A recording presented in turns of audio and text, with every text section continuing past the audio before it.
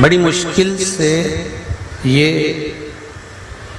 भगवत चर्चा करने का, भगवत स्मरण करने का, भगवत भजन करने का सौभाग्य प्राप्त होता है।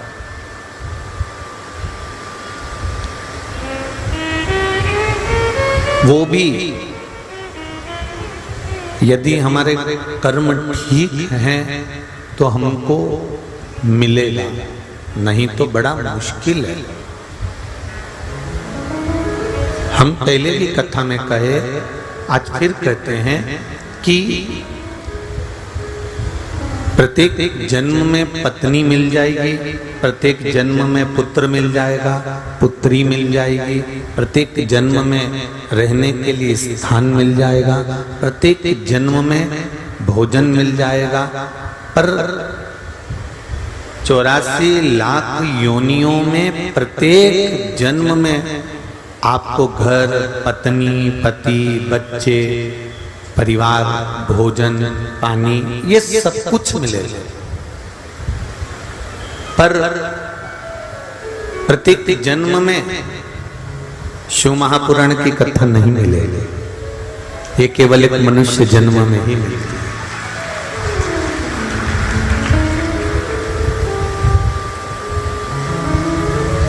और कोई जरूरी नहीं है कि मानव का जन्म वापिस हमें मिलेगा कि ना मिलेगा, इसको किसने देखा, किसको मालूम।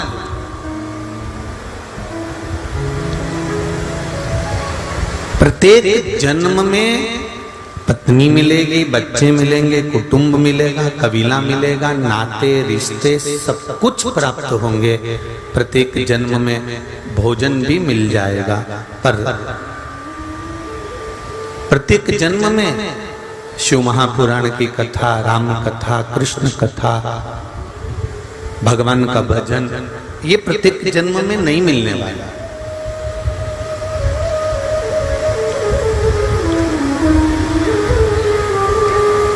बड़ी मुश्किल से नर तन मिला है, ये गवाने के काबिल नहीं है। ध्यान हरि का हृदय से न भूलो, ये भुलाने के काबिल नहीं है। बड़ी मुश्किल से ये मानव का शरीर मिला है, बड़ी मुश्किल से ये नर्तन मिला। और इतनी मुश्किल से अगर नर्तन मिला है, इतनी मुश्किल से यदि मनुष्य का शरीर मिला है और उसको यूं ही गवा दें हम, ऐसे ही छोड़ दें हम, तो हमारा जीवन व्यर्थ है।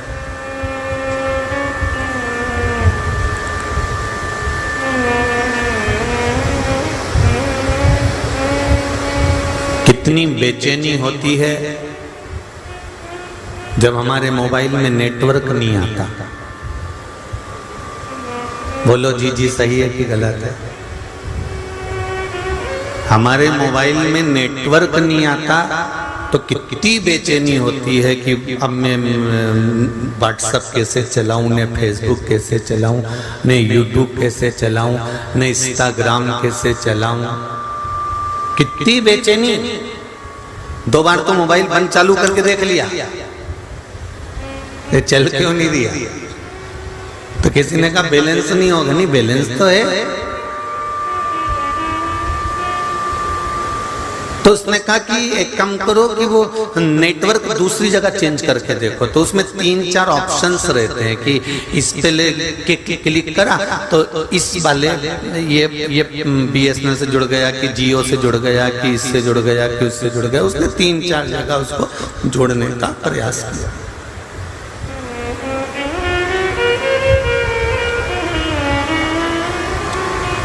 इसके बाद भी अगर बैलेंस, इसके बाद भी अगर नेटवर्क नहीं मिल रहा तो फिर मन में सोचा एक काम करती हूँ, अपनी बिल्डिंग में जो दुकान वाले का वाईफाई लगा है ना, उससे कनेक्ट कर लेती हूँ। और बिल्डिंग में दुकान वाले का वाईफाई लगा था, उससे कनेक्ट कर लिया। परंतु वो कनेक्ट कर तो लिया। अगर तुम्हारे मोबाइल में नेटवर्क आ रहा होता तो तुम मोबाइल कहीं पे भी लेके चले जाओ, तुम्हारा नेटवर्क रहता तो तुम व्हाट्सएप चला सकते थे। बोलो जी जी सही है, तुम फेसबुक यूट्यूब चला सकते थे। पर तुमने जिसकी बिल्डिंग में से, जिसके वाईफाई में से कनेक्ट करा है तो वो केवल यहीं चलेगा, दूसरी जगह गए, बोलो जम के बोलो, बंद हो जाएगा। इसलिए अपने मोबाइल का नेटवर्क पूरा मिलना चाहिए, और मोबाइल का नेटवर्क के लिए सबसे मूल है कि आपका मोबाइल सही तरह से कनेक्ट हुआ कि नहीं हुआ, वो मोबाइल में देखना पड़ेगा। कई बार फंक्शन गड़बड़ हो जाते हैं, ऐसा होता है। हम मंदिर जाते हैं तब हमारे मन में शांति रहती है, हम तीर्थ जाते हैं तब हमारे मन में शांति रहती है, जब हम कहीं पवित्र स्थान पर जाते हैं तब हमारे मन में शांति रहती है, जब हम कथा में जाते हैं तब हमारे मन में शांति रहती है। और जैसे ही कथा में से निकल कर गए, जैसे ही मंदिर से निकल कर गए कि वाईफाई का नेटवर्क बंद हो जाता, फिर हमारे मन में शांति नहीं रहती। घर पहुंचे और फिर वही काम, लोभ, विषय, वासना, आसक्ति, तृष्णा। जब तक कथा में बैठे हो ना तब तक तो ऐसा लगेगा बिल्कुल सीवर वाला महाराज बिल्कुल बेचारा कितना सही बोल रही है, एकदम जोरदार बोल रही है, बिल्कुल सही बोल रहा है। और जैसे ही यहाँ से निकले चप्पल पहन के, अब महाराज का तो काम ही यही है, वाईफाई गया। जो कनेक्ट करा था ना स्टेशन पे, जो कनेक्ट करा था तुमने बिल्डिंग पे से, जो कनेक्ट करा था दूसरे के वाईफाई से, वो वाईफाई का कनेक्शन कट गया और मोबाइल बंद हो गया। फिर घर पहुंचे, फिर विचार करा कि अब मैं मेरा वाला मोबाइल देखती हूँ, और फिर खुद के भीतर का मोबाइल छाटना चालू करा तो विचार करा नेटवर्क नहीं आ रहा, नेटवर्क नहीं आ रहा, नेटवर्क नहीं आ रहा। कभी कभी नेटवर्क आ जाता है एकदम तो 2-4 मैसेज तो खुल जाते हैं, कभी कभी एकदम नेटवर्क आ जाता है। मैंने गलत काम कर रही थी, कोई झूठ बोल रही थी, इतनी देर में नेटवर्क आ गया और आते से जैसे पकड़ते से इसके मन में आया, नीरे सीवर वाला महाराज ने बोला था ऐसा नहीं करना, अपने को ऐसा नहीं करना, और बता के और नेटवर्क गायब तुरंत।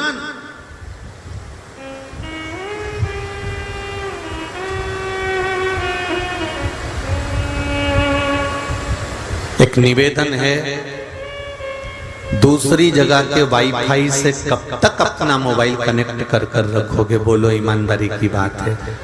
आप तो चलते फिरते मोबाइल ये शरीर है, इसलिए इसको अपने बल पर कनेक्ट करना बताओ। उस ईश्वर से ऐसा इस शरीर को और इस आत्मा को जोड़ लीजिए कि फिर वाईफाई की जरूरत नहीं पड़े, डायरेक्ट चलता रहे, डायरेक्ट। मैंने तेरे ही भरोसे ओ बाबा, तेरे ही भरोसे हवा विच उड़ती जावांगी, बाबा डोर हथों छटेगा मैं कटी जावांगी। भोले मैं तेरी पतन, शंभो मैं तेरी पतन। बाबा इस कनेक्शन को जोड़कर रखना, सारी समस्या का हल एक लोटा जल। ये एक लोटा जल नहीं है, ये पूरा नेटवर्क है ऊपर से नीचे तक का। आप मंदिर जाती हो, एक लोटा जल समर्पित करती हो, वो एक लोटा जल समर्पित करना और उस जल का स्मरण करना कितना सुखप्रद होगा।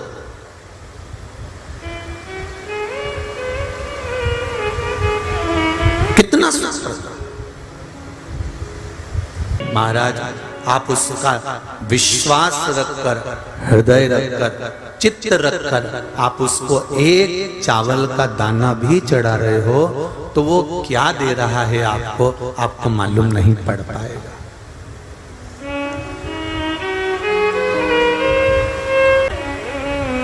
उसने कृपा करी है, तभी तो हम यहां बैठे हैं।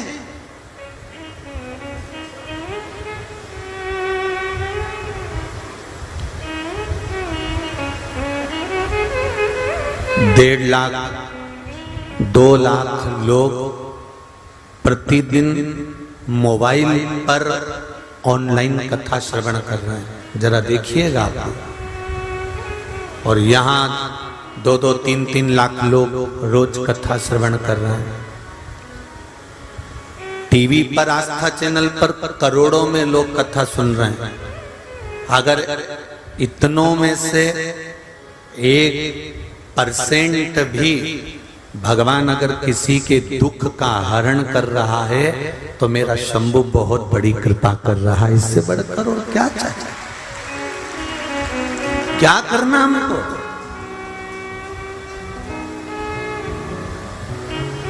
बस कर्म श्रेष्ठ होना चाहिए।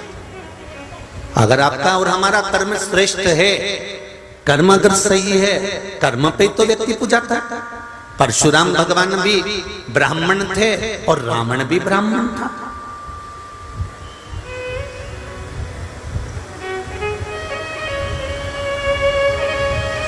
रावण भी शंकर भगवान की आराधना करते थे और परशुराम भगवान भी शंकर की आराधना करते थे। बोलो सही है कि गलत है? रावण भी तप करता था और परशुराम भगवान भी तप करते थे। रावण भी साधना करता था और परशुराम भगवान भी साधना करते थे। परशुराम भगवान भी ब्राह्मण थे और रावण भी ब्राह्मण था, पर दोनों में कर्म पूजा गए। रावण ब्राह्मण था पर एक कर्म ऐसा कर गया कि चौराहे चौराहे पर उसका पुतला जल रहा है, और परशुराम भगवान ऐसा कर्म कर गए कि मंदिर के अंदर पूजा रहे हैं। ये कर्म पूजा। ब्राह्मण दोनों हैं, दोनों ब्राह्मण हैं, पर ये दोनों का जो कर्म है, ये दोनों जो कर रहे हैं, दोनों के कर्मों की प्रधानता है। एक अच्छा कर्म करे, धनुष भी लेकर गए तो राजा जनक जी के सामने शंकर के धनुष को दे दिया। धनुष लेकर पहुंचे तो राजा जनक को प्रदान कर दिया। धनुष लेकर पहुंचे तो जग कल्याण का कार्य किया। और रावण ने अपनी सत्ता बनाने के लिए, अपना वैभव बनाने के लिए, अपनी प्रतिष्ठा बनाने के लिए अहंकार के शब्दों का संबोधन किया। अपनी वाणी को अभिमतता से लिप्त कर कर छोड़ा।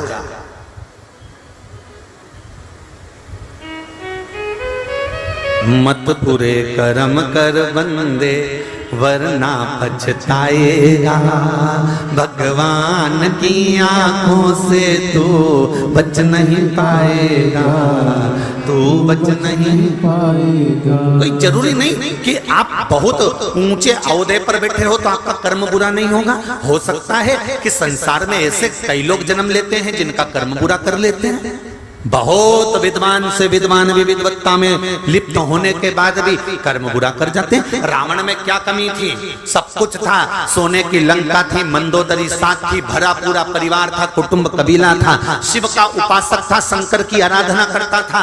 जिसके ससुर, जिसके पिता स्वयं भगवान शंकर के यहाँ पर यजमान पांडित्य कर्म करते हो, ऐसे विद्वान रावण का कर्म बिगड़ जाना ये सोचने वाली बात है कि क्यों, किस कारण से। जब व्यक्ति का अभिमान, व्यक्ति का अहंकार, व्यक्ति की अभिमतता, व्यक्ति की अकड़, व्यक्ति का अहम जब सामने आ जाता है तो उसका करा धरा सारा की सारा कर्म बेकार हो जाता है। ये समझना है हमको कि हमारी वाणी में, हमारे व्यवहार में, हमारी विद्वत्ता में कहीं अहम प्रवेश तो नहीं कर गया, कहीं अहंकार प्रवेश तो नहीं कर गया।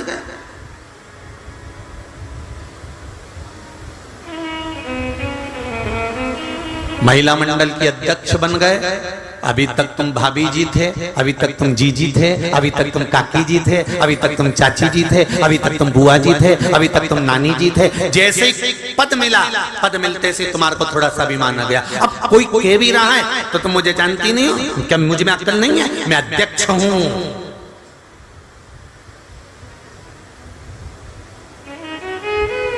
क्या मुझ में विद्वत्ता नहीं है? रावण को प्रत्येक मंदोदरी ने समझाया, स्वामी सीता को वापस दे दो, इस लंका को बचा लो। रावण कहता है, तू मुझे जानती नहीं है, अभी मैं कितना विद्वान, सारे ग्रह मैंने बंधन करके रख रखे और तू मुझे समझाने चलती।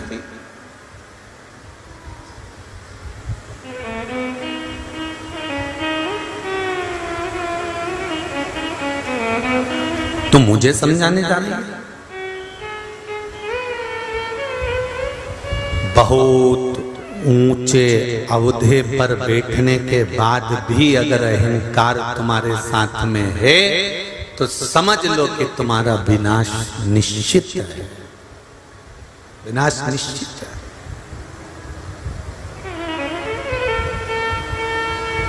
कितना विद्वान था क्रौंच गंधर्व,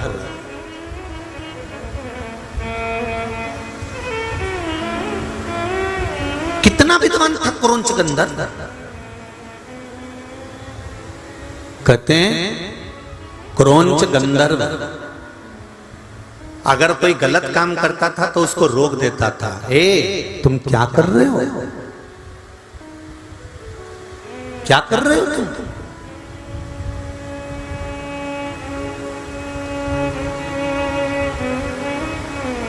कोई गलत मार्ग पर जाता था तो क्रौंच गंधर्व रोक देता था, कहां जा रहे हो तुम, ये गलत संगत की ओर नहीं जाना, गलत मार्ग पर नहीं जाना। क्रौंच गंधर्व जो देवताओं के पास में रह रहा है, इंद्र की सभा में बैठता है, क्रौंच गंधर्व जो देवताओं की सभा में बैठकर सबको नीति का पथ दिखाता है, क्रौंच गंधर्व जो अच्छी जगह पर बैठकर लोगों का मार्ग निश्चित करता है, क्रौंच गंधर्व जो सब अप्सराओं को भी एक बात कहता है कि गलत पथ पर मत जाना, अप्सराओं को भी समझाता है, वो क्रौंच गंधर्व की बुद्धि कहां गई थी जब शोभरी ऋषि के घर में प्रवेश कर गया?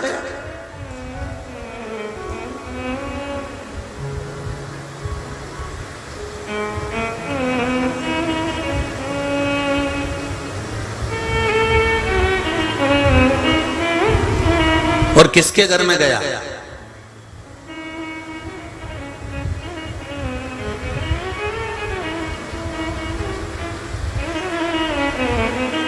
चोरी करने वालों को, चोटों को और चोटियों को एक निवेदन है, चोरी करने के लिए बहुत घर पड़े हैं, मेला पड़ा हुआ है, मार्केट पड़ा हुआ है, बोलो सही है कि गलत है, पूरा बाजार पड़ा हुआ है, शादी ब्याह पड़े हुए हैं, बहुत सारी किटी पार्टियां पड़ी हुई हैं। अगर चोरी ही करना है तो ऐसी जगह जाकर करो, पर चोरी कितना पापी चोर होगा, उसके पूर्वजों को कितना धिक्कारते होंगे देवता कि वो चोरी करने भी जाता है तो तीर्थ में और कथा में, जहां भक्त जाते हैं, जहां भगवान का भगत पहुंचता है, जहां भगवान का स्मरण करने वाला पहुंचता है, जहां भगवान का नाम जाप करने वाला पहुंचता है, तुम्हारा भाग्य कहां चले गया? क्या मेले नहीं लगते? क्या झूले नहीं लगते? क्या मार्केट में भीड़ नहीं होती? क्या मार्केट में नहीं जा सकते? चोरी करना है तो ऐसे जगह पर जाकर चोरी करो जहां भगवान का भजन ना हो रहा हो, जहां भगवान का कीर्तन ना हो रहा हो, जहां भीड़ भड़के में परमात्मा का नाम जाप ना हो रहा। चोरी करने का शौक है, भगवान ने तुम्हारे ललाट पर सील लगाकर भेजा है कि तुम चोरते हो तो चोरी करो, जाओ।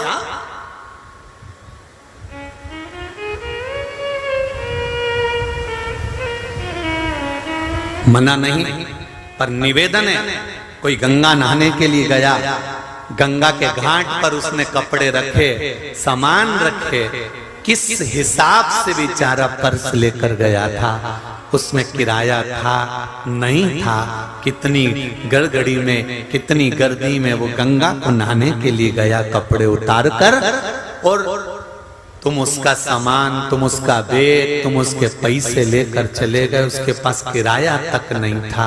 कितनी बद्दुआ दी होगी, कितनी बद्दुआ दी होगी। तुमने तो उसका पर्स रख लिया, तुमने तो उसकी चेन, तुमने तो उसका मंगलसूत्र, तुमने तो उसका सामान रख लिया, पर विचार करना कि भगवान के धाम में उसने कितनी बद्दुआ दी होगी। एक जन्म में तुम भोग नहीं सकते, ना जाने कितने जन्म होंगे, तो भी तुमको तड़प तड़प कर मरना पड़ेगा, तब भुगतोगे, तब मालूम। बहुत कठिन है बाबा। शिव महापुराण की कथा कहती है, एक सेठ के घर में से एक व्यक्ति ने कर्जा ले लिया था और कर्जा नहीं चुकाया था, तो उसी सेठ के घर में उसको भैंस बन के जन्म लेना पड़ा था। सेठ रोज दूध निकालता था और वो भैंस रोज रोती थी और अपनी बेस्ट फ्रेंड से कहती थी भैंस कि जीजी एक बात समझ में नहीं आती, ये सेठ जी हमारा पूरा दूध क्यों निचोड़ लेता है। तो जो बेस्ट फ्रेंड थी भैंस की, वो भैंस कहती थी कि ये सेठ बड़ा चतुर है, जिसको कर्जा देता है अगर वो चुका नहीं पाता है तो इसके यहाँ भैंस बनकर दूध दे देकर चुकाता है। इसलिए निवेदन है, किसी का पैसा लो, किसी का धन लो, किसी का 10 रुपया भी लो, याद कर कर वापिस चुकाना, नहीं तो मालूम पड़े उसके घर में भैंस बनकर आना पड़े।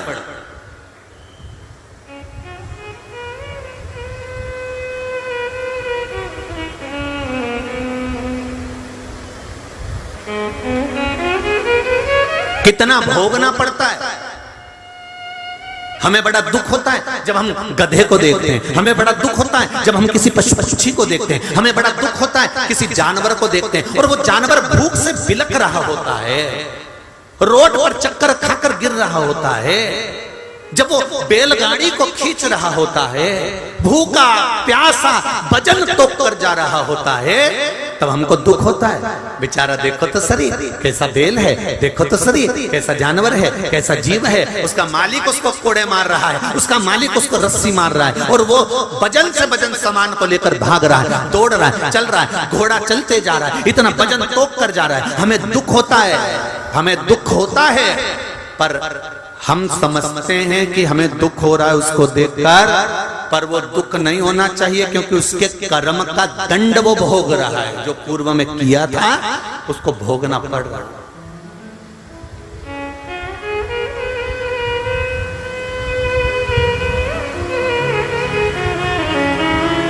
कितना कर्म का खेल है। लंकाधिपति रावण वो भी ब्राह्मण है, परशुराम भगवान वो भी ब्राह्मण है। एक ने कर्म अच्छा करा तो मंदिर के अंदर पूजा रहे हैं, और एक ने अच्छी जगह बैठने के बाद भी कर्म बुरा कर दिया, इसलिए चौराहे पर आग लगाया जा रहा है। क्रौंच गंधर्व देवताओं की सभा में बैठने वाला क्रौंच गंधर्व, जो देवताओं की सभा में बैठकर सबको ज्ञान देता था, सबको विद्वत्ता बताता था, सबको अभिमतता में सबको अपना अपना रसतत्व ग्रहण कराता था। क्या कर रहे हो, कहां जा रहे हो, क्यों गलत काम कर रहे हो, क्यों गलत मार्ग पर जा रहे हो। जो इतना विद्वान होने के बाद क्रौंच गंधर्व शोभरी ऋषि के घर में प्रवेश कर गया, जिस समय पर शोभरी ऋषि की धर्म पत्नी मनोमयी और शोभरी ऋषि दोनों शंकर जी की आराधना कर रहे थे, दोनों।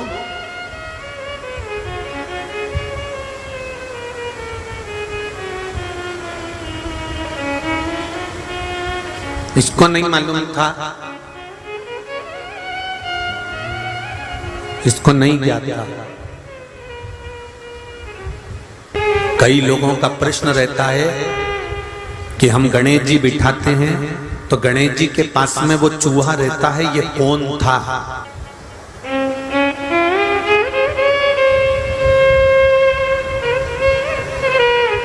कई लोगों का प्रश्न है कि गणेश जी के साथ जो चूहा रहता है, हम गणेश जी बिठाते हैं तो चूहा साथ में रहता है, तो वो चूहा कौन था। तो उनको मालूम होना चाहिए कि चूहा कौन था, क्या गड़बड़ी कर गया था कि चूहा बन गया था। स्मरण होना चाहिए आपको।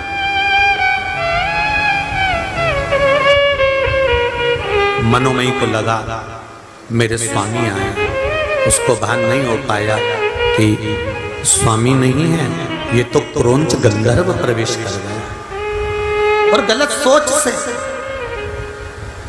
गलत विचार से।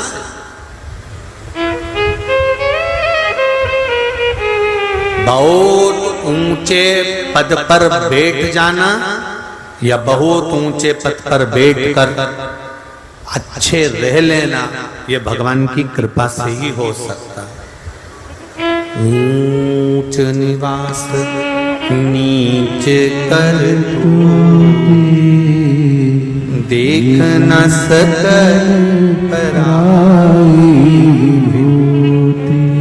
बहुत ऊंची गादी पर बैठ जाओ, बहुत ऊंचे सिंहासन पर बैठ जाओ, बहुत ऊंचे अहदे पर बैठ जाओ, बहुत ऊंचे सिंहासन पर बैठ जाओ, और बैठने के बाद अपनी चित्त, अपनी बुद्धि, अपना विचार, अपनी वाणी, अपनी सोच सही बनाकर रख लेना बहुत कठिन बात।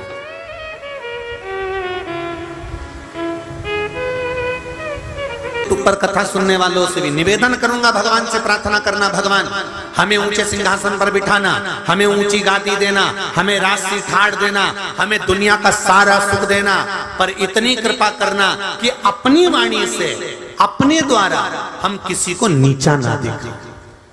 अपनी वाणी से, अपने द्वारा हम किसी को नीचा ना दिखाया जाए, किसी को हमारी वाणी से चोट ना लगे, किसी को हमारी वाणी से कोई घात ना पहुंचे।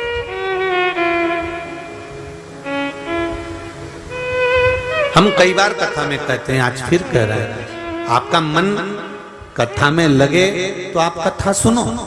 आपका मन करे कि सियोर वाला महाराज कथा कह रहा है, उसमें कुछ शांत तत्व है तो आप सुनो।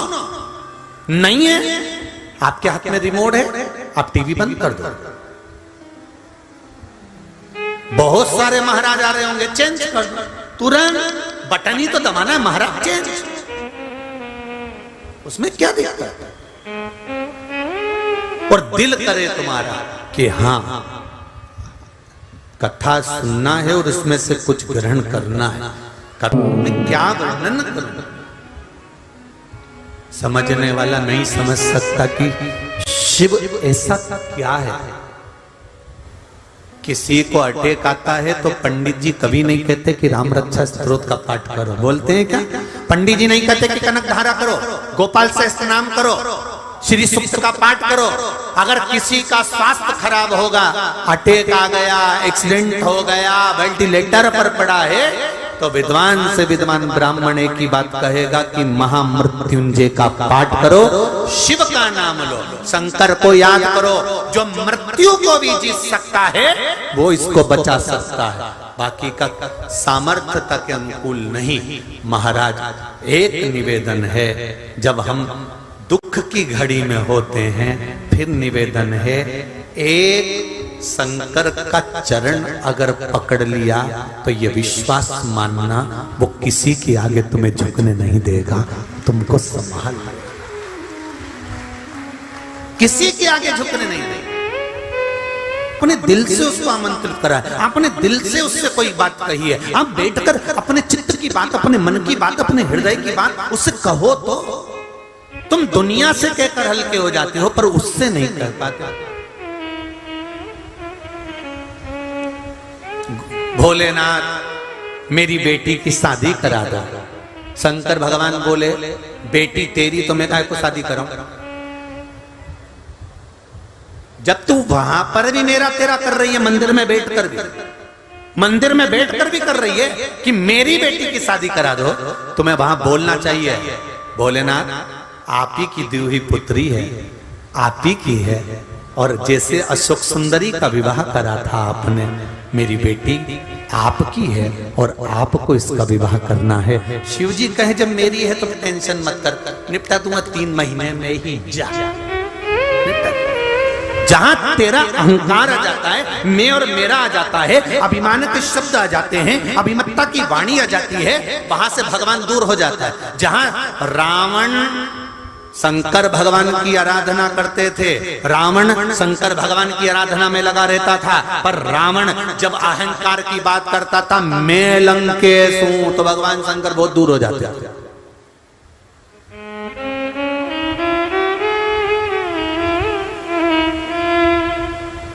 घर मेरा, परिवार मेरा, कुटुंब मेरा, कबीला मेरा। एक सेठ जी हमेशा यही के रोते थे, मेरा परिवार मुझे इतना चाहता है, इतना कि मैं एक मिनट नहीं दिखूं तो हमारा घर का लोग मुझे ढूंढने निकल जाता है।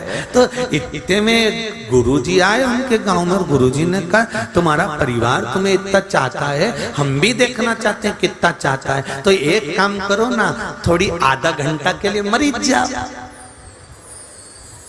तो क्या आधा घंटा के लिए कोई मरता है क्या?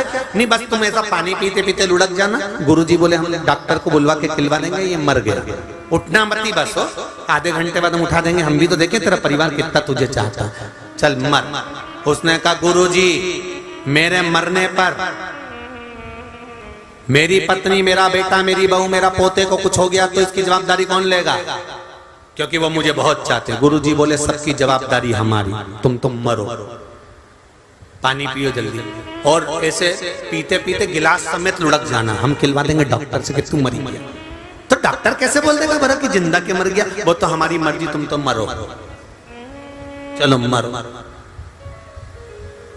बस आंख मत खोलना, पड़े रहना, ठीक है।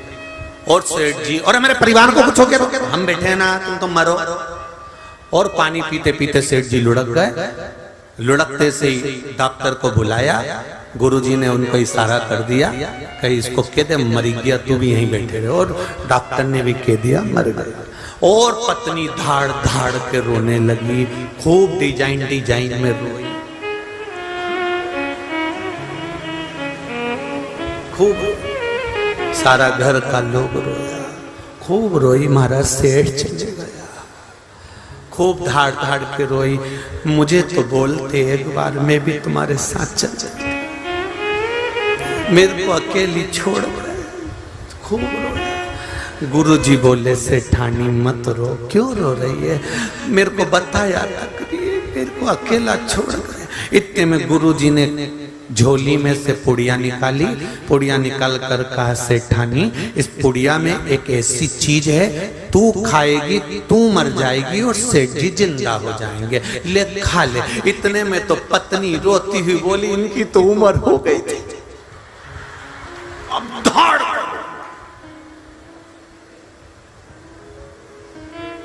इनकी उम्र हो गई थी। सेठ जी उठने वाले थे, इतने में गुरुजी ने चिमटा खोल दिया, पड़े रहे चुपचाप। सेठ जी मन में सोचे अभी 3 दिन पहले तो कह रही थी तुम अभी तक ऐसे लगते हो बिल्कुल युवान जैसे, और अब क्या करी उम्र हो गई। छोरा रो रहा था, तू क्यों रो रहा? मेरे पापा चले गए, पिताजी चले गए, तू क्यों रोता? ले बूटी तू खा, तू खाएगा तू मर जाएगा, तेरा पिता जिंदा हो जाएगा। छोरा रोते रोते बोला पिताजी कह रहे थे सारा काम अब तुझे ही संभालना है, इसलिए इनको आराम से जाने दो। छोटा सा पोता वो रो रहा था, तू क्यों रो रहा? मेरे दादाजी मर गए, तो रोने की क्या जरूरत है? अब मुझे कुरकुरा कौन दिलाएगा, चाउमीन खिलाने कौन ले जाएगा? भगर भगर बोलते कि भग गया, बगर भगर जो वो कौन खिला?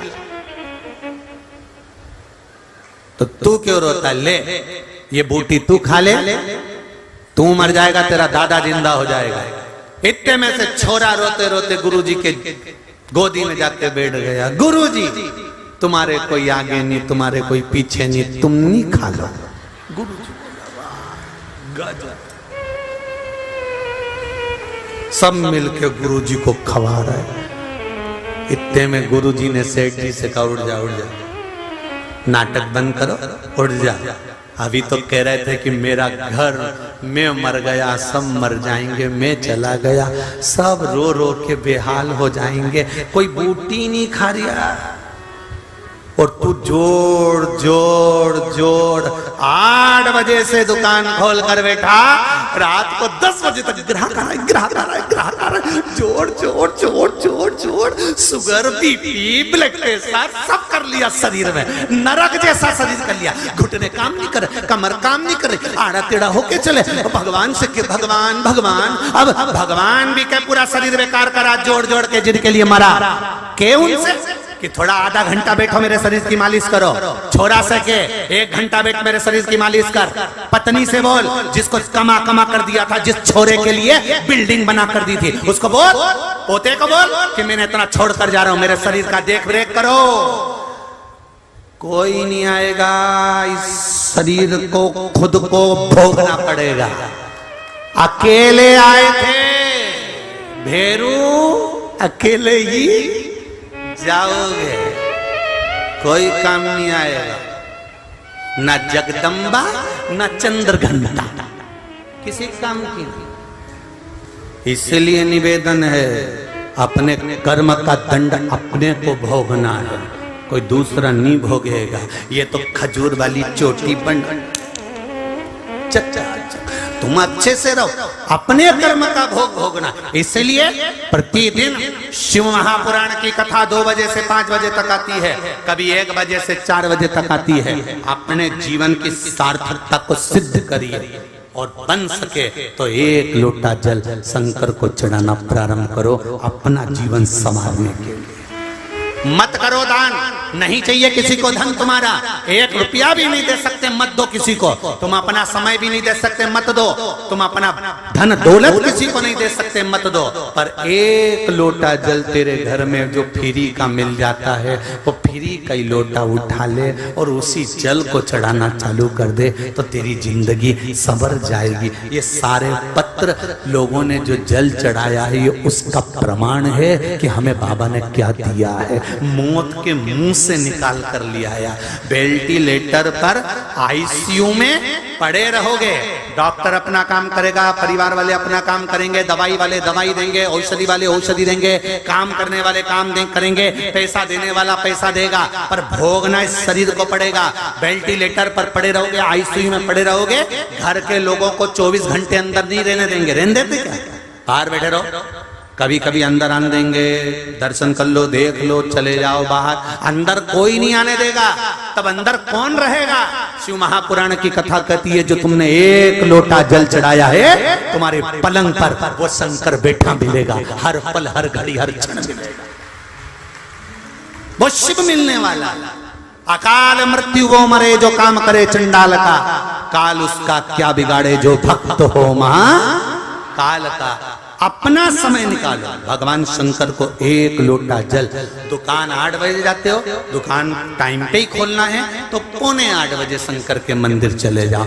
समय दिन में नहीं मिलता, सुबह नहीं मिलता, दिन में बेटा आ जाए तब चले जाओ। तो कहो शंकर के मंदिर कभी भी जा सकते हैं, तो शमशान जाने के लिए कोई मुहूर्त देखा जाता है? कोई मर गया तो तुमने कभी सुना? पंडित जी को पंचांग में देखो जरा, हमारे दादाजी मर गए, इनको कितनी बजे ले जाए, जरा देख के बता। शमशान जाने का मुहूर्त नहीं होता, शंकर भगवान के दरवाजे पर जाने का कोई मुहूर्त नहीं होता। शिव जी कहते हैं, जिंदगी भर मुहूर्त देखने वाला भी अंत में बिना मुहूर्त के चला जाता है। कोई मुहूर्त शंकर के पास का नहीं होता। शंकर तो अड़भंग बैठा है, कैलाश पर्वत में दरवाजा नहीं है। तुमने कभी सुना कि कैलाश पे दरवाजा, इधर से जाना दरवाजा है, उधर से जाना? भगवान के बैकुंठ में दरवाजा है, इंद्र लोक में दरवाजा है, ब्रह्म लोक में दरवाजा है, सारे लोक में दरवाजा मिलेगा, गौलोक में दरवाजा मिलेगा, पर कैलाश पर्वत पर दरवाजा नहीं मिलेगा। क्योंकि शंकर जी के पास दरवाजे का काम ही नहीं है। वो कहता है कपाट के चक्कर में झंझट हो, इसलिए दरवाजे का काम नहीं। तुम्हारी मर्जी पड़े जब जाना, 1 लोटा पानी चढ़ाओ, अपने घर चले जाना, बाकी का मैं सब निपट लूंगा, तुम तो हाजिरी भरो, रिजल्ट में दे दूंगा। क्यों टेंशन करते? इसलिए निवेदन है महाराज, बहुत निवेदन, अपनी जिंदगी को पहचान लो, मनुष्य शरीर को पहचान लो। खूब दुकान पर बैठो, खूब अच्छी नौकरी करो, खूब कमाओ, तुम्हारी कैपेसिटी से ज्यादा कमाओ, खूब कर्म करो। हम कभी मना नहीं करते कि तुम दुकान छोड़ दो, घर छोड़ दो, ये आज तक नहीं बोला होगा। एक बात जरूर बोली कि खूब कमाओ और दिल से कमाओ। प्रत्येक महाराज प्रवचन में कहते हैं कि दुकान से मुंह हटाओ, घर से मुंह हटाओ, पर श्योर वाला तो एक ही बात कहता है, तुम 24 घंटे खूब कमाओ, मना नहीं है। क्योंकि हम मना भी कर देंगे तो कोई तुम हमारी कहना मानने वाले हो क्या? तो हम क्यों मना करें, फालतू का झंझट में पड़े। तुम तो खूब कमाओ, तुम्हारी कैपेसिटी से ज्यादा कमाओ, पर अपनी कमाई का थोड़ा सा भाग अपने शरीर पर भी खर्च करो, क्योंकि ये रहेगा तो ही तो आनंद ले पाओगे जिंदगी का। अगर यही नहीं तो जिंदगी कैसे जियोगे साहब? अपने ऊपर खर्च करो, थोड़ी बादाम मदाम, कभी कभी दुकान पर भी जूस बुलवा लिया करो। तुम जूस इसलिए नहीं बुलवाते क्योंकि वहां पे 3-4 नौकर भी रहते हैं, इस चक्कर में तुम जूस नहीं पी पाते, और तुम जूस नहीं पी पाते तो नौकर तुम्हारा जूस निकाल कर पी जाते हैं। इसलिए निवेदन, कोई दिक्कत नहीं, 3 नौकर हैं तो 3 गिलास उनका भी बुलवाओ, वो भी तो काम करते हैं, कोई बात नहीं। अरे गुरुजी इतना खर्चा हो जाएगा, कोई बात नहीं। शिव कथा कहती है जितने हमारे यहाँ काम करते हैं उतनों के भाग्य का शंकर खुद देते चले जाता है। आप क्या टेंशन लेना।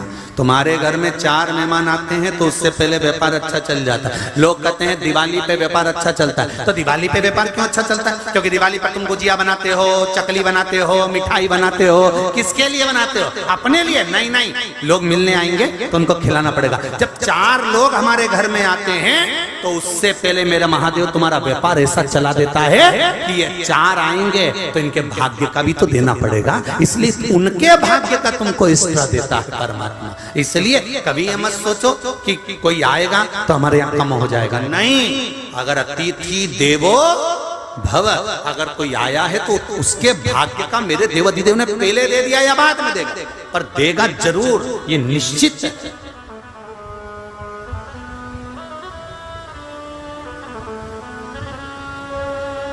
चलो एक अंदाजा लगाना।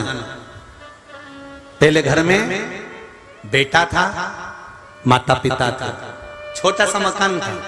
बोलो सही है कि गलत है? छोटा सा मकान। अब बेटे की शादी करना है तो क्या विचार करा? थोड़ा सा मकान तो, अरे बोलो जम के बोलो, बड़ा होना चाहिए। बहू आने से पहले मकान बड़ा हुआ कि नहीं हुआ? एक कमरे की व्यवस्था तुमने करी कि नहीं करी कि बेटा इस कमरे में रहेगा? सोचो, अभी तो वो आई नहीं है, केवल पक्का संबंध करा है। तो किसी ने कह दिया बहू का पांव अच्छा है। बहू का पांव अच्छा नहीं है, जो हमारे घर में बढ़ता चले जाता है मेरा महादेव उसके भाग्य का देता चले जाता है। जो बढ़ेगा वो देगा। फिर किसी ने कहा हमारे दादाजी थे, जब हमारे यहाँ खूब धन था, दादाजी गए तो धन चले गया। मतलब अगर भगवान किसी के भाग्य का दे रहा है तो जो चला गया, अब तुम्हारे यहाँ से जो नौकर चले जाएगा तो उसकी तनख्वाह थोड़ी ना तुम दोगे, तो जो गया उसका हिस्से का देना महादेव ने बंद कर दिया कि अब इसके हिस्से की चाय नहीं दूंगा, इसके हिस्से का खाना नहीं दूंगा। जो आ रहा है उसके हिस्से का दे रहा है, जो चला गया उसके हिस्से का भी चला गया। तो क्यों दुख मना? क्रोंच गंधर्व ने एक गलती कर दी और क्रोंच गंधर्व अंदर प्रवेश कर गया, दरवाजा लगा दिया। इतना विद्वान था क्रोंच गंधर्व, कितनी विद्वत्ता क्रोंच गंधर्व में भरी थी। अप्सराओं को ज्ञान देता था, दूसरों को ज्ञान देता था, दूसरों को समझाता था। फिर इसकी बुद्धि कहां गई?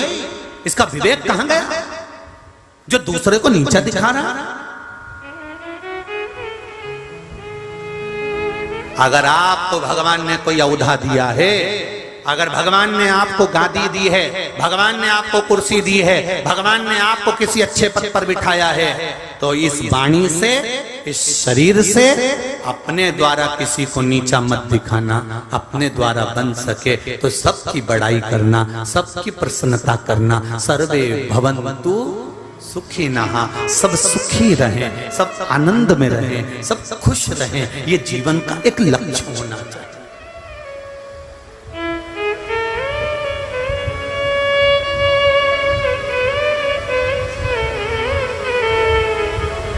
अपने मन से आप भगवान का गुणगान करो। मत बुरे कर्म कर बंदे वरना पछताएगा।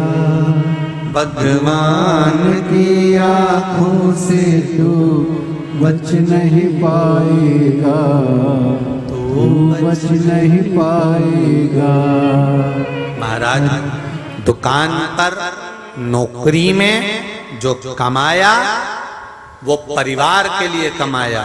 7 दिन हिंगोली में जो तुम ये बैठ कर कथा सुन रहे हो, शिव मंदिर में जाकर 1 लोटा जल चढ़ा रहे हो, ये पुण्य तुम्हारा परिवार के लिए नहीं, ये अपने लिए है।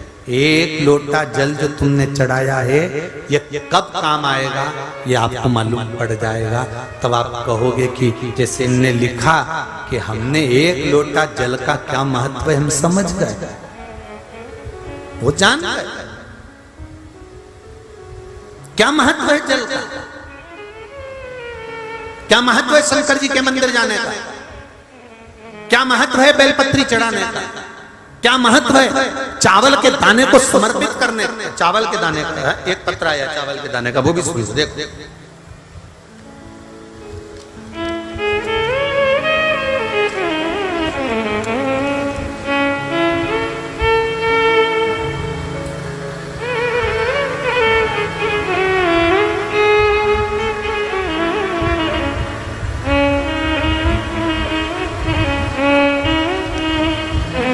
श्रीमती माया रतनलाल शर्मा, मैं नासिक से हूं, कहीं बैठी हूं तो हाथ हिलाई लाई।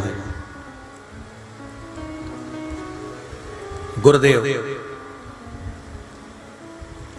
आपने 108 अखंड चावल का वर्णन करा। 108 अखंड चावल बेलपत्र रोज शिव जी को चढ़ाती हूं। भगवान शिव की कृपा से, बाबा की दया से गुरुदेव मेरा विवाह जिस घर में हुआ वहां गरीबी बहुत थी। गुरुदेव मेरे जाने के बाद मैंने अपने पति को कहकर 108 चावल का दाना शंकर को चढ़वाना प्रारंभ करा और हमने भी चढ़ाया। बाबा गुरुजी क्या वर्णन करूं शिव का, क्या बखान करूं। बाबा की कृपा से चावल का दाना लेकर आप कहते हो 1 चावल का दाना शिव जी को चढ़ाओ, क्या मिलता है गुरुदेव। मेरे जिस घर में शादी हुई वहां पर कुछ भी नहीं था, टीन का मकान छप्पर डला हुआ।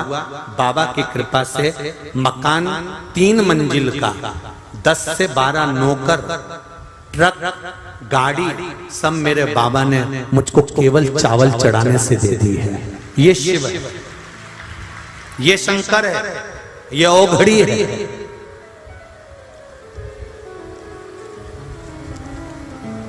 बाबा मेरी लड़की को 3 कन्याएं, लड़का नहीं था। कितने डॉक्टर का इलाज करा लिया, पर डॉक्टर का इलाज चालू था। 4-5 लाख रुपए खर्च कर दिए, सब टेस्ट कराए तो भी नहीं था। तब उससे भी चावल का दाना चढ़वाया और शिव जी की आराधना करवाई। बाबा की कृपा से उसके यहाँ भी पुत्र रत्न की प्राप्ति हुई। ये शिव है, ये शंकर है।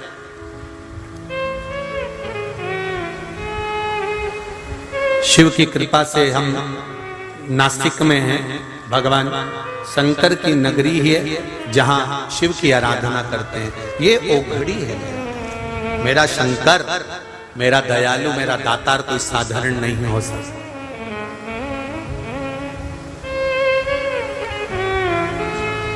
हम तो एक ठेला चलाने वाला है ना, उसको भी कहेंगे कि ठेला चलाने जाओ पर इससे पहले 1 लोटा जल चढ़ा जाओ। खूब तिजोरी का माल लुटाया है। ये शिव महापुराण की कथा नहीं है, ये कुबेरेश्वर बाबा की तिजोरी का माल है। सीहोर से हम आते हैं कुबेरेश्वर धाम से तो अकेले नहीं आते, हमारा बाबा स्वयं अपनी तिजोरी खजाना लेकर चलता है। जिसने 7 दिन में बटोर लिया,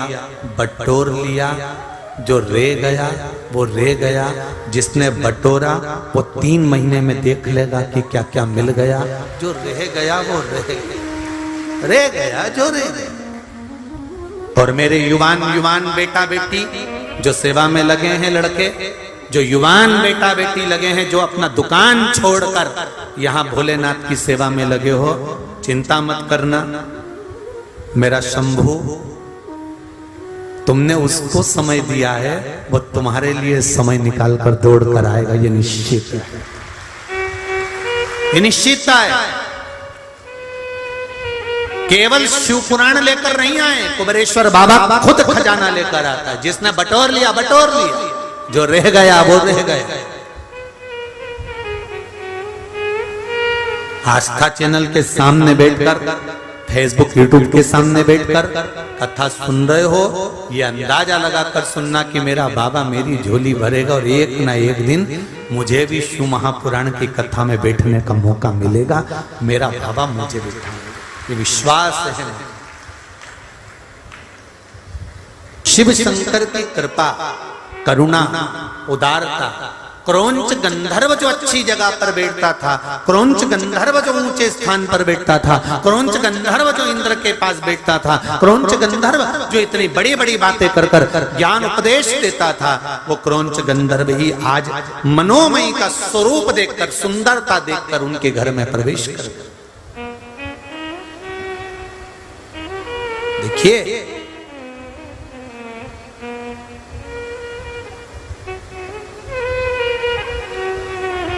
नयन बहुत पाप करवाते, नयन बहुत पाप करवाते हैं। एक बगीचे में संतरे देखे आंख ने, किसने देखे? आंखों ने।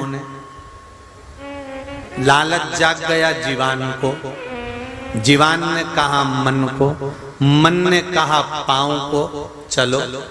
पांव गए वहां, पांव चढ़ गए ऊपर, पांव ने कहा हाथ से तोड़ लो, हाथ ने तोड़ा, लेकर नीचे आए।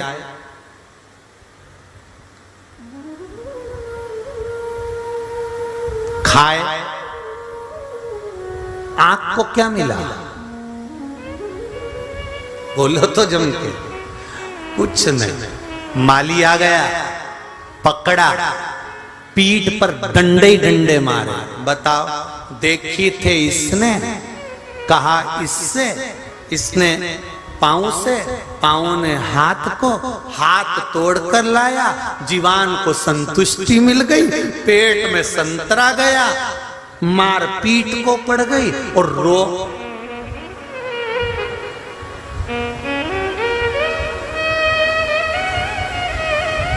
आंख ने पूछा, मुझे तो खाने को भी नहीं मिला, फिर मैं रो क्यों रही हूं?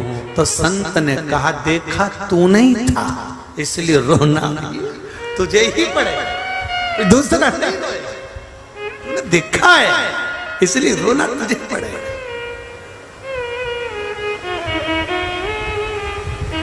दूसरा नहीं रोएगा साहब, रोना तुझे पड़ेगा। और रोए, शिव पुराण कर रही है, क्रौंच गंधर्व इतना विद्वान होने के बाद गलती कर गया और पहुंच गया मनोमयी के कक्ष में। जैसे ही मनोमयी के कक्ष में गया, मनोमयी को तो लगा कि मेरे पति शंकर भगवान का विसर्जन करने गए थे, आ रहे होंगे। रात भर की जगी हुई मनोमयी नैनों में नींद सा समा रहा था, बैठी थी और क्रौंच दरवाजा बंद करे इतनी देर में बस द्वार बंद हुआ था और मनोमयी का हाथ क्रौंच गंधर्व ने पकड़ा था। इतनी देर में शंकर भगवान की करुणा देखिए कि शोभरी ऋषि का आगमन हो गया, प्रवेश कर गए शोभरी। शोभरी ऋषि आए, दरवाजा बंद था। मनोमयी ने दरवाजा खोलने के लिए हाथ बढ़ाया, क्रौंच गंधर्व ने मनोमयी को खींचा। आवाज लगाई मनोमयी ने, जो चिल्लाई, शोभरी ऋषि अंदर प्रवेश करे।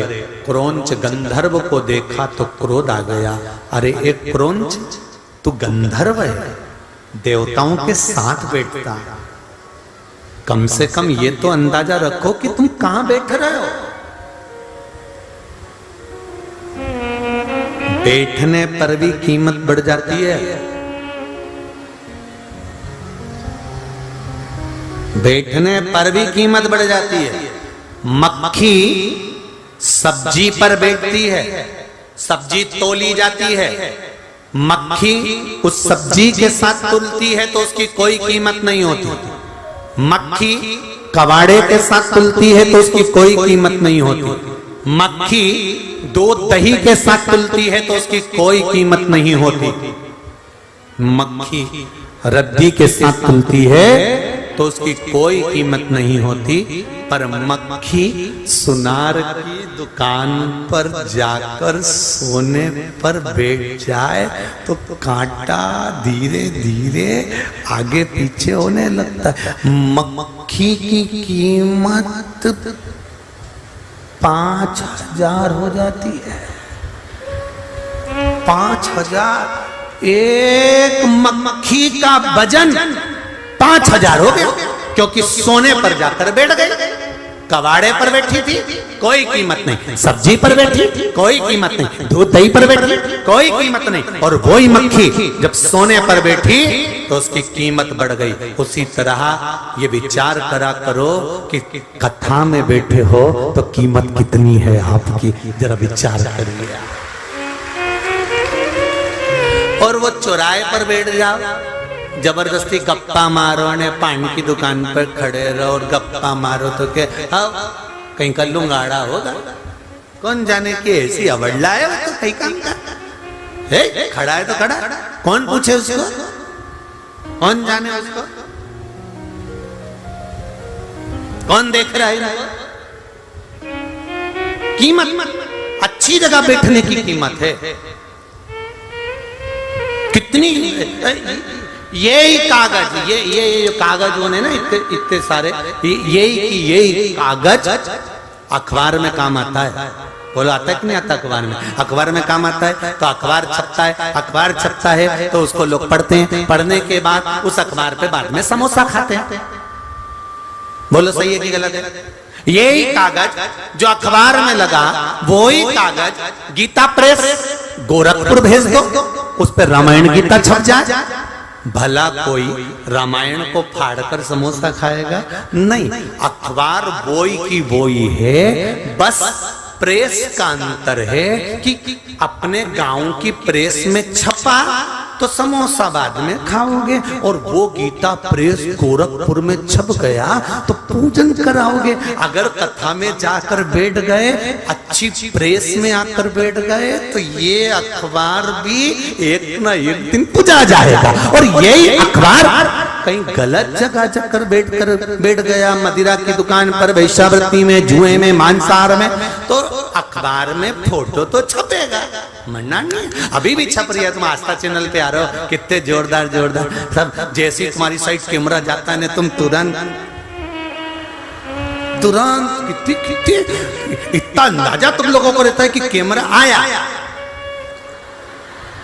तुरंत कितना अंदाजा लगाकर बैठ गए कि कैमरा पहुंचा और तुम्हारा व्यवहार चेंज हुआ तुरंत।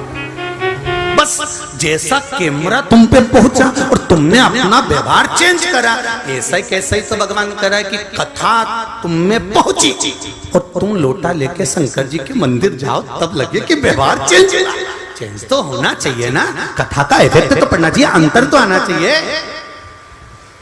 कितना कहते हैं लोग हम बदलेंगे, बोलो बोलो जम के बोलो जरा। गायत्री परिवार वाले बोलते हैं हम बदलेंगे, अरे जम के तो बोलो, हम बदलेंगे युग बदलेगा, हम सुधरेंगे, कब सुधरोगे?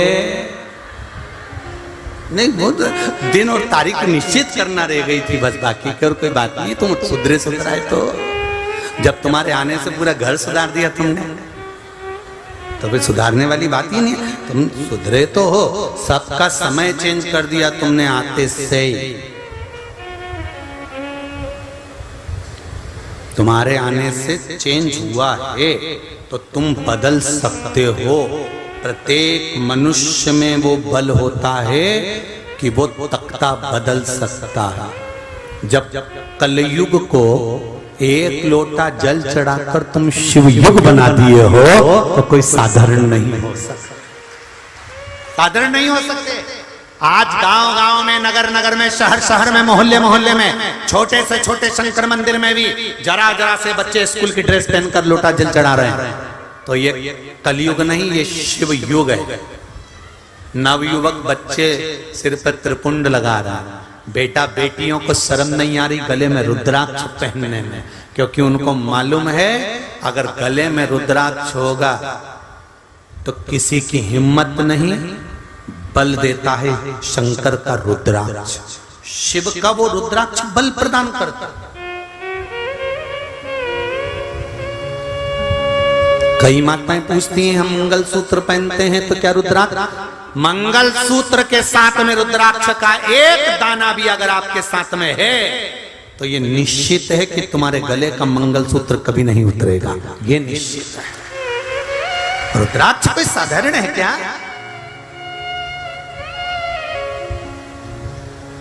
एक एक देवी मैया का फोटो का दर्शन करना, सती मैया का, कात्यायनी का, दुर्गा का, उमा का, कालरात्रि का, स्कंदा का, सबके गले में रुद्राक्ष की माला मिलेगी। ब्रह्मणी का, लक्ष्मी का, विष्णु भगवान का, ब्रह्मा जी का, इंद्र का, जितने ऋषि संत साधु सन्यासी तपस्वी साधक उपासक जितने हो गए एक एक का स्मरण करिए, सबके गले में रुद्राक्ष मिलेगा। आखिर रुद्राक्ष में सब क्या है? कहा सामने अगर काल भी आ रहा है तो रुद्राक्ष आपके गले में है तो कुछ देर तो वो काल से भी लड़ लेगा। अटैक आ भी गया तो थोड़ी देर तो वो लड़ सकता है, बलवान है, तो तुम्हारे प्राण जाने इतनी जल्दी नहीं देगा। एक बार दम तो रुद्राक्ष लगा ही देगा। बस होना शिव भक्ति का चाहिए। शिव भक्ति, शिव कथा कह रही है सोबरी ऋषि ने क्रौंच गंधर्व को देखा और देखते से ही पहचान गए तू तो गंधर्व है रे, तू तो ऋषि मन इंद्र के पास में रहता है, तू तो गंधर्व है। वो इतना बड़ा गंधर्व होकर देवताओं के नजदीक रहकर तूने ऐसा काम कर दिया कि मेरी पत्नी का हाथ पकड़ लिया और तुझे अंदाजा नहीं लगा कि मेरी पत्नी ने शंकर भगवान की पूजन करी है, आराधना करी है, और अभी पूजन कर कर मैं तो देवता का विसर्जन करने गया था और तूने गजब करा, गजब। सोबरी ऋषि ने शिव जी को विसर्जन कर कर जो जल लेकर आया था, हमारे यहाँ नियम है हम देवता का जब विसर्जन करते हैं तो कलश में थोड़ा सा जल या हाथ में थोड़ा सा जल लेकर आते हैं अपने घर में छींटने के लिए। हाथ में थोड़ा सा जल था, क्रोध आ गया सोबरी बाबा को, श्राप दे दिया, जैसे तू मेरे घर में प्रवेश करा है ये देखकर मैं तुझे श्राप देता हूं कि तू चूहे की योनि में चला जाएगा, मूसक बनेगा तू चूहा। एक ऋषि के घर में, संत के घर में बिना सोचे समझे प्रवेश कर गए, बिना सोचे बिना पूछे। मैं तुझे श्राप देता हूं, मेरा श्राप है तुझको, और मैं तुझे श्राप देता हूं कि तू चूहे की योनि में, मूसक की योनि में चूहा बनेगा। क्रौंच गंधर्व रोता है, बिलखता है, सोबरी ऋषि के चरण पकड़ता है। तो सोबरी ऋषि ने कहा ये तूने जो उपद्रव करा, तूने जो गलती करी, ये मेरी नहीं, इस मनोमयी की करी है। उसका व्रत था, उपास था।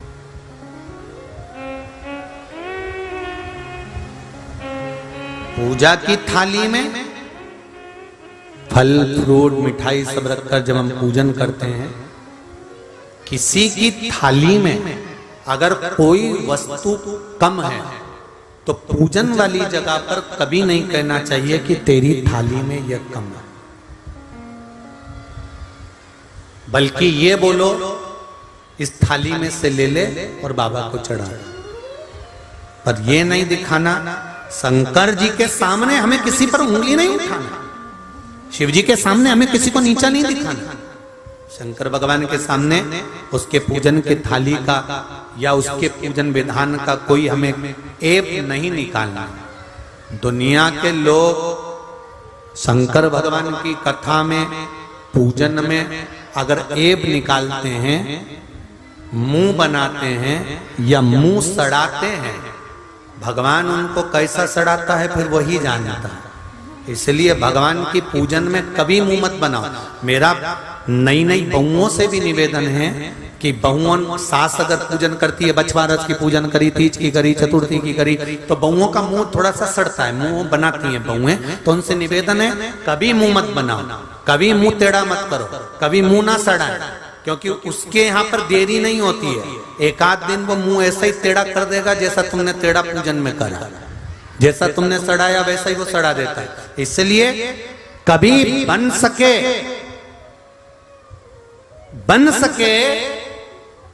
तो किसी कार्य में हाथ अड़ाओ, हाथ आगे बढ़ाओ कार्य के लिए, अच्छे कार्य के लिए, पर अच्छे कार्य में अपना पांव मत अड़ाओ कि मैं ये नहीं होने दूंगा, मैं ये नहीं करने दूंगा। अच्छा करे, करो। 16 सोमवार के व्रत करें किसी ने, संकट सोमवार किसी ने करें, 16 सोमवार संकट सोमवार करें, रखो हाथ। उसमें कथा आती है, राजा ने रानी से कहा पूजन का सामान ला के रख दे। रानी ने दासी से कहा, सेविका से कहा जाओ पूजन का सामान रखिए आओ। और उस रानी को दर दर की ठोकर खाना पड़ी थी। सुनिए ना 16 सोमवार की कथा, संकट सोमवार की। उस रानी को दर दर की ठोकर खाना पड़ी थी। शिव महापुराण की कथा कहती है, अगर बहू को मौका मिले, बेटियों को मौका मिले, घर के किसी व्यक्ति को मौका मिले कि शंकर जी के लिए ये सामान लाना है, खुश होकर लाइए, प्रसन्न होकर लाइए। हाँ मम्मी मैं कर देती हूँ, हाँ माँ मैं कर देती हूँ, मैं तैयारी कर देती हूँ, मैं ये काम कर देती हूँ, मैं इसको कर देती हूँ। प्रसन्न होकर, आनंद के साथ, प्रसन्नता के साथ उसको करो।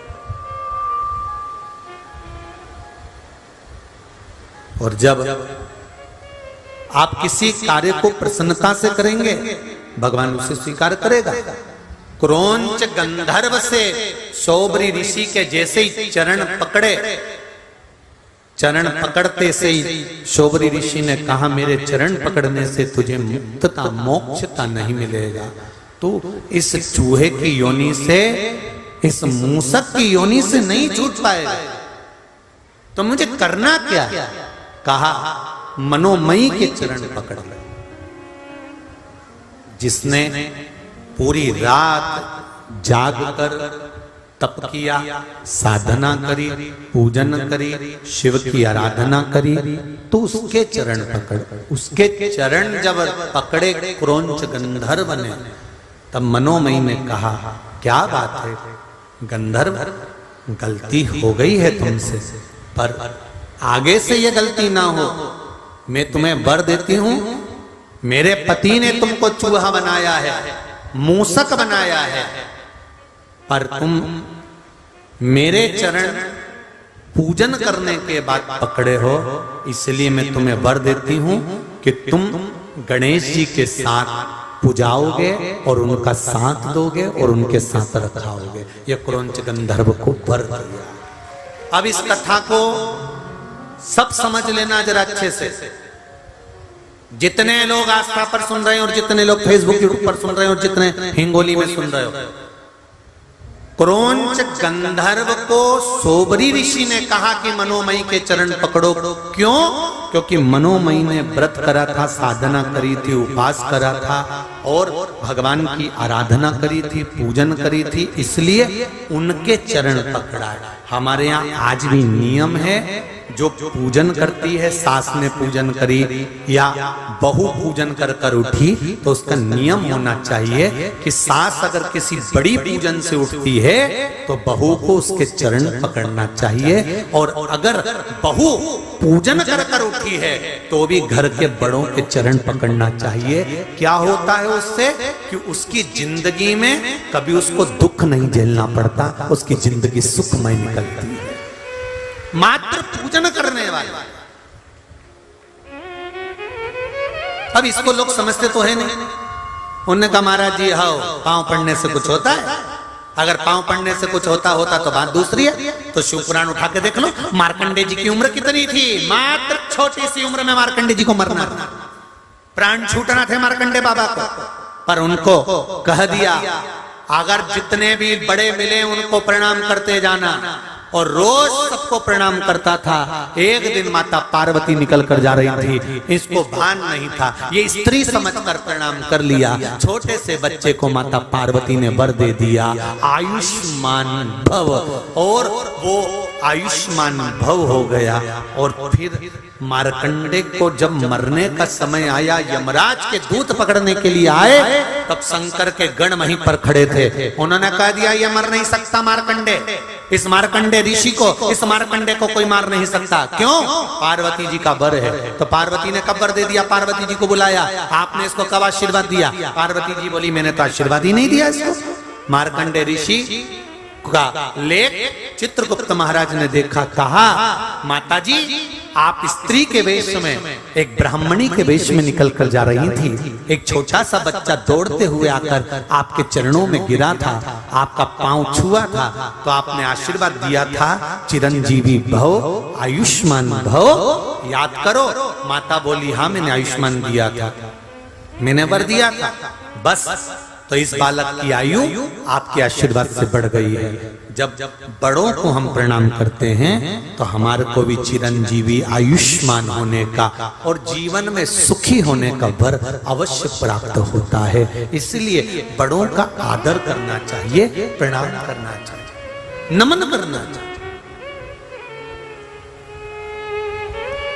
क्रोंच गंधर्व से गलती हुई और वो गलती माता के चरण पकड़कर वर प्राप्त हो गया कि जहां गणेश जी होंगे वहां मूसक के रूप में तू विराजमान होगा, तेरी भी पूजन होगी। जा तो गणेश जी के साथ में जो चूहा होता है, गणेश जी के साथ में जो मूसक होता है, वो क्रोंच गंधर्व वर प्राप्त होगा।